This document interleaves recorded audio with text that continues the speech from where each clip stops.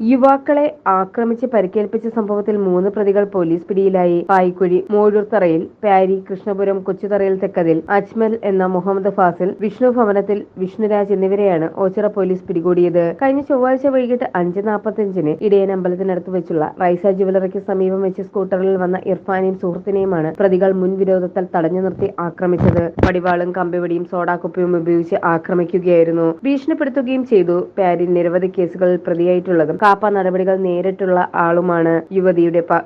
യുവാവിന്റെ പരാതിയുടെ അടിസ്ഥാനത്തിൽ കേസ് രജിസ്റ്റർ ചെയ്ത ഓച്ചിറ പോലീസ് പ്രതികളെ പിടികൂടിയത്. ഇവരുടെ കൂട്ടുപ്രതികളെ ഉടൻ തന്നെ പിടികൂടുമെന്നും ഓച്ചിറ പോലീസ് അറിയിച്ചു. കരുനാഗപ്പള്ളി ACP പ്രദീപ് കുമാറിന്റെ നിർദ്ദേശാനുസരണം ഓച്ചിറ ഇൻസ്പെക്ടർ അജേഷിന്റെ നേതൃത്വത്തിൽ SI-മാരായ തോമസ്, മുന്തിരി സ്വാമിനാഥൻ, CPO-മാരായ രാഹുൽ, സെബിൻ, സുനിൽ എന്നിവർ ചേർന്നാണ് പ്രതികളെ പിടികൂടിയത്. കോടതിയിൽ ഹാജരാക്കിയ പ്രതികളെ റിമാൻഡ് ചെയ്തു.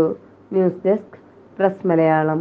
പവനേറുന്ന തങ്കമാണു നീ, ഒളിമായാത്ത തിങ്കളാണു നീ,